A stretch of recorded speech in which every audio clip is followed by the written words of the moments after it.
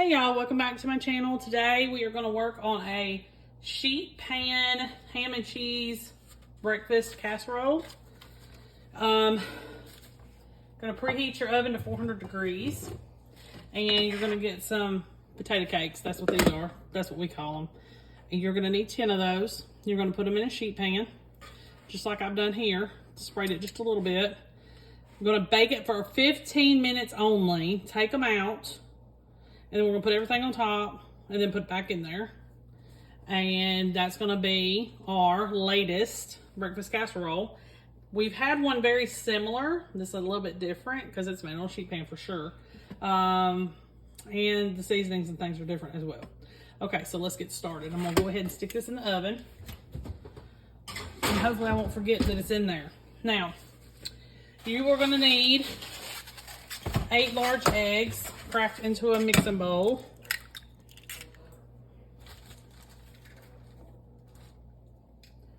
Set those right here.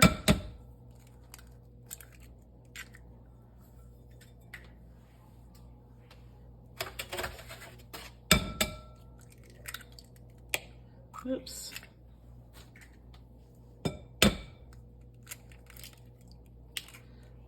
8 large eggs.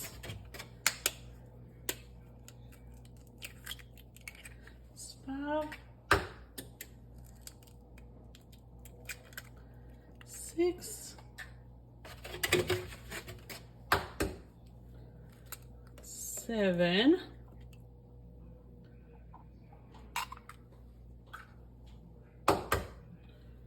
8. Okie dokie. Now, we're going to put some milk with it. We need a cup of milk. As soon as I figure out what I did with the milk.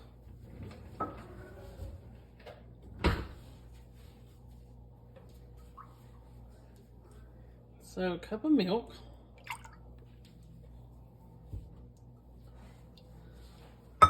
And then we're gonna need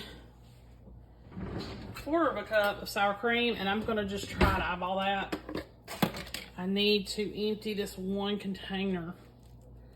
I think it may have enough in it. Yeah, I think so. Okay, so there's that.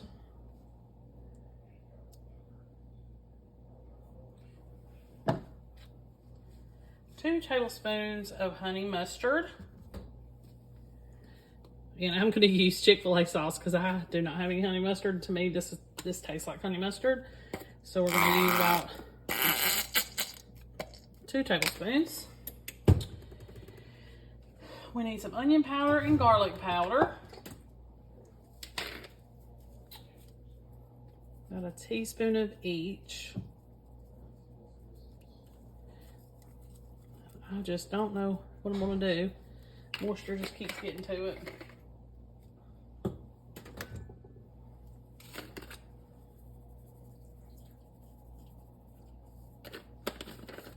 Salt and pepper to taste. So put a little bit of salt and a lot bit of pepper. All right, and then we're going to whisk it.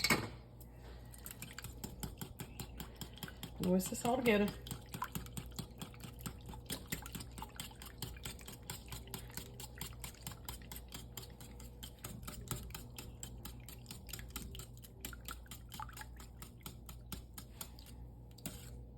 So this, I'm gonna fill up. Yeah, if I can get it to whisk for me. It's gonna fill up that sheet pan.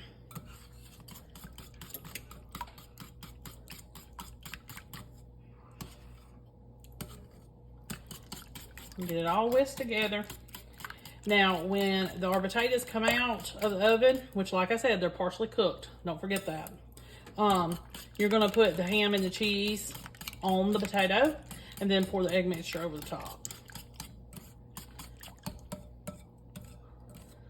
Trying to get that sour cream to combine a little better. All right, I'll be back to show you the next step. Okay, y'all. So pull these half-baked potatoes out. And I'm gonna go ahead with some chopped ham. I get this ham at Walmart. It's already diced up, so I ain't gotta worry about chopping nothing. Of course, if you have anything left over from the holidays, you probably could use that. And since our eggs are not gonna stay on these potatoes, I'm just gonna let the ham fall where it falls. You're gonna need about 3/4 of a pound. This is a pound. So I'm just gonna go ahead and add this to these potatoes. Almost the whole package. Wherever it falls, it's where it falls. All right. Now I'm gonna add some cheddar.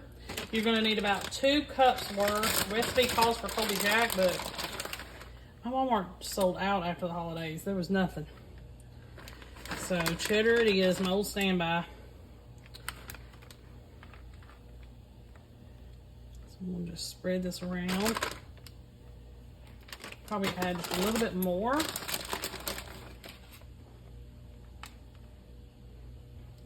And then we're gonna take our egg mixture.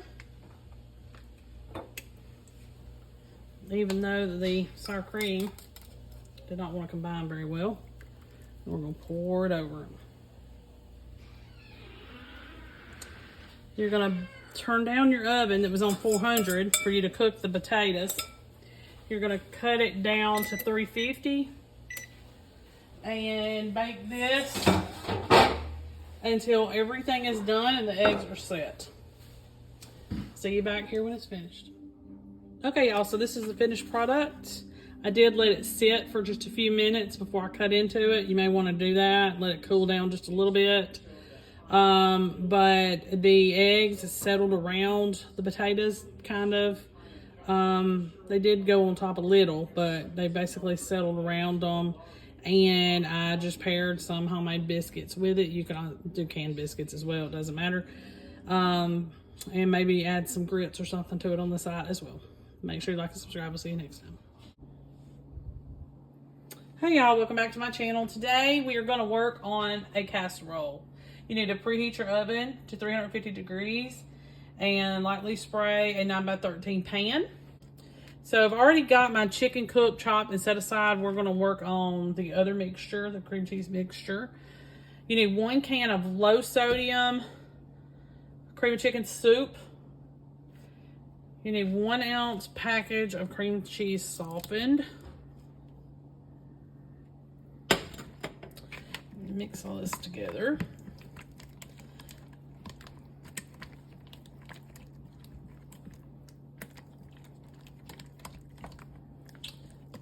Gonna add 8 ounces of sour cream.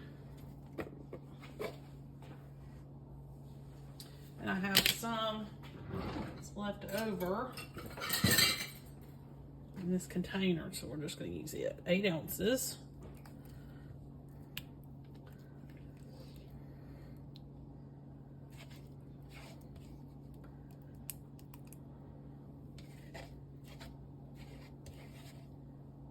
Okay. Then we're going to add some softened butter, 2 tablespoons worth.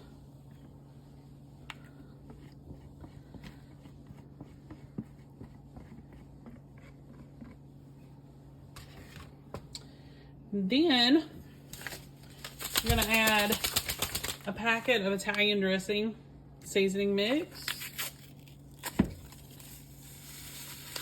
And I always get zesty. That's what I have on hand. But you don't need that. I'll mix all this together.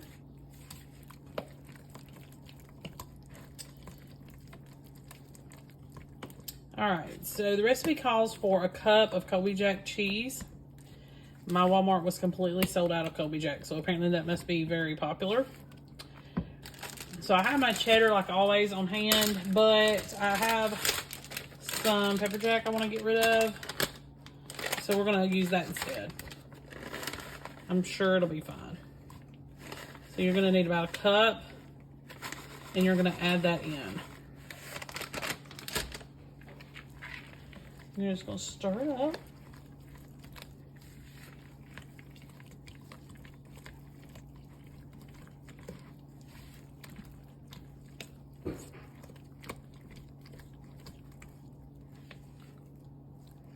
And you're going to add your chicken. Cooked chicken.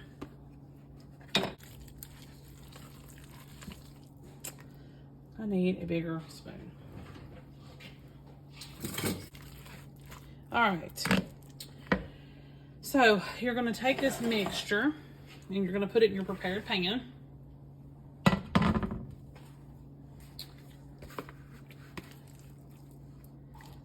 this in here.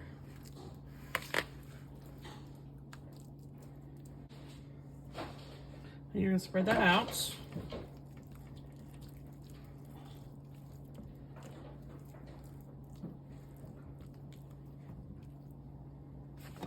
Okay.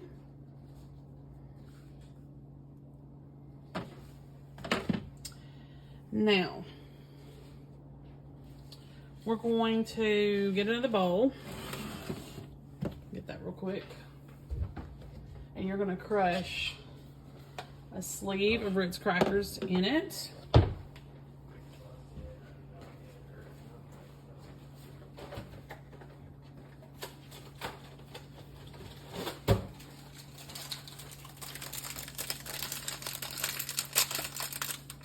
And this is going to be for the top.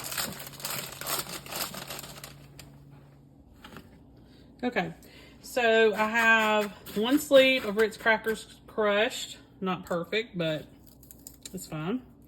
1/4 cup of melted butter. This is unsalted. And would probably be the best thing to use. And then I'm going to add about 1/2 cup of some more of that pepper jack that I had. But like I said, you can use Colby Jack if you prefer. And you could really probably use anything you want. That's what I'm doing anyway.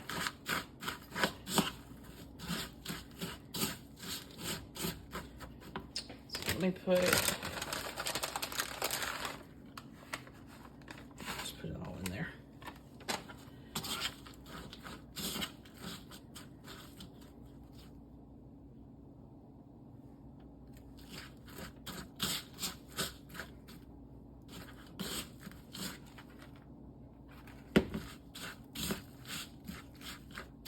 Okay.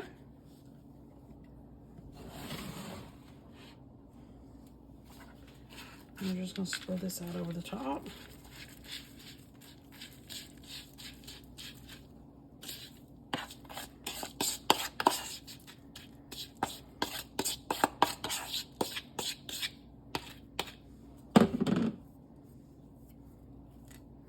Now I'm just going to kind of spread it out.